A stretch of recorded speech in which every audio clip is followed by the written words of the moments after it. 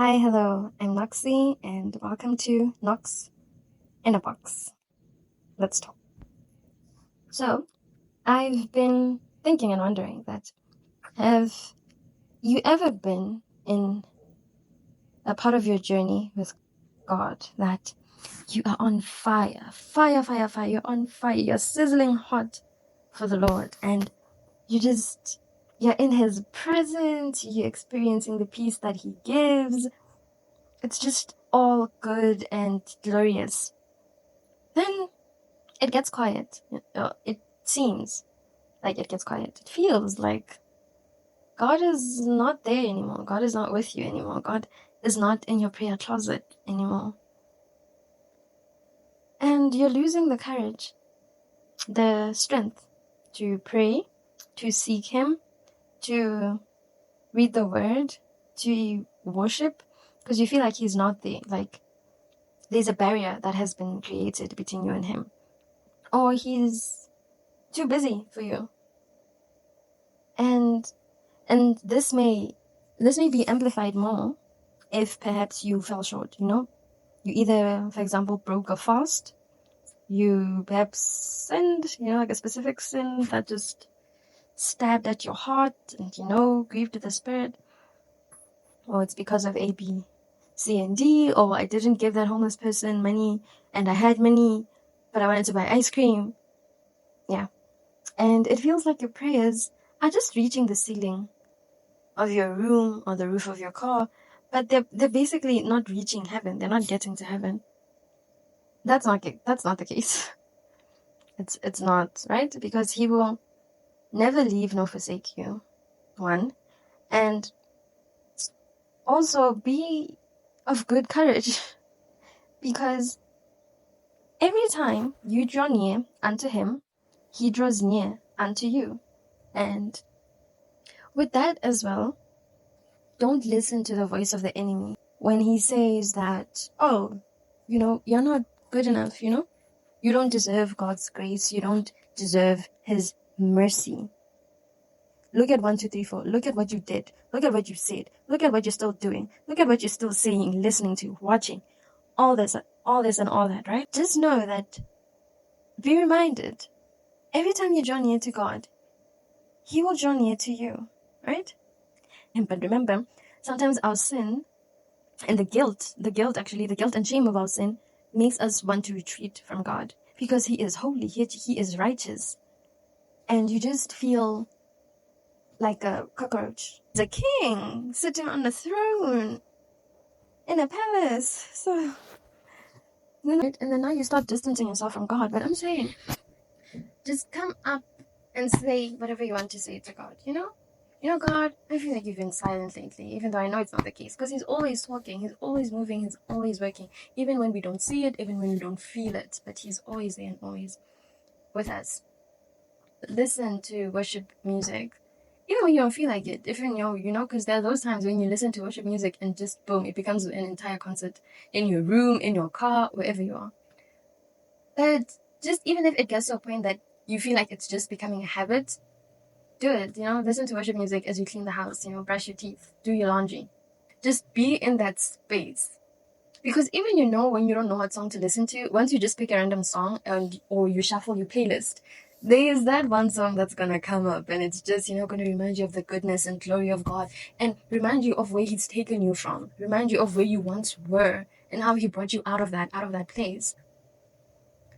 So don't lose hope, right? Do not be discouraged. Do not be dismayed. And it's so easy to just feel like, oh, I don't know, like, feel like the honeymoon stage is gone, so to speak, between you and God. And like, I don't know, your fire is no longer burning at 80, 90%, even 100, but it's diminished. It's now at 60, 40, even 20. I also want to tell you that any and every time you spend with God is not time waste. Okay, not the time to sleep. There's a time to wake up, a time to eat, a time to cook, a time to kill, a time for peace, all that and all that. But I'm telling you that every time that you spend with God, every moment that you spend with God, that moment builds a wall. It builds a wall for the enemy. Every time you spend with God, the spiritual wall of protection for you is strengthened. Basically, every moment that you spend with God, that you just, bring him front and center in your mind, that time, whether it's 10 minutes, 5 minutes, 2 minutes, just a small, sweet and quick prayer, Lord, thank you for today, just little things like that, 10 minutes, an hour, 2 hours, 3 hours, that time that you spent in the presence of the Lord is a brick.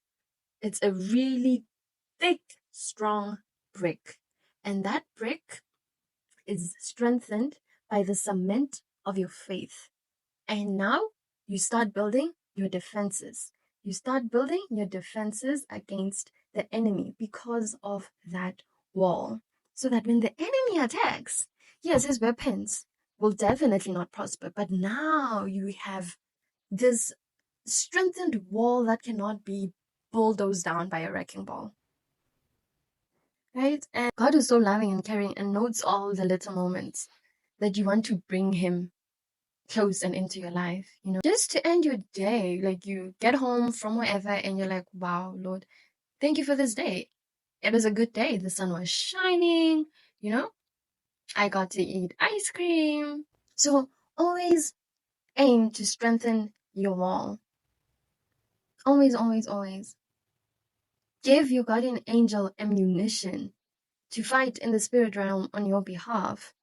1 Corinthians 15 verse 58 says, "Therefore, my beloved brethren, be steadfast, immovable, always abounding in the work of the Lord, knowing that your labor is not in vain in the Lord." Come on now. It's there. It's written. I did not make it up. Your work, your labor is not in vain. So even when you don't feel like praising, when you don't feel like praying, when you don't feel like reading the word, your efforts are not in vain. And the Bible also says that he who loves discipline loves knowledge. But he who hates correction hates, I forget. But yeah, just, it's a discipline. It's a practice. It's like brushing your teeth, right?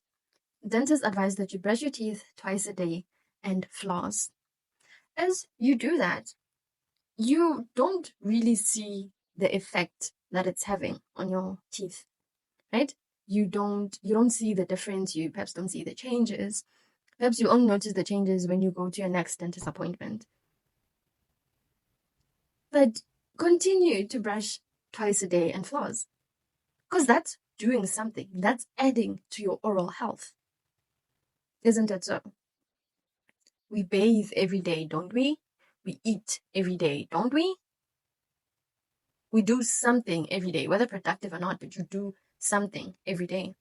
And if you can be consistent and persistent in literally living and breathing, you can be consistent in drawing near to God and maintaining a relationship with him, a good relationship with him, because he first loved us. And he gave his only son for us. The least we can do. The least we can do. Okay, that's it from me. I would love to read about how, or if you've ever been in that situation, in this moment where you feel like your fire for God has just diminished and you are now plateauing. What did you do? How did you get back up? How did you get the matchstick and oil to light your candle again? And if you haven't gotten out of that, I would say for you, over your eyes, over your mind, over your heart, because you feel that God is not near. How is it? How is it going? How are you coping? What's going on through your mind? Yeah, I'd love to hear your thoughts. Okay. Bye.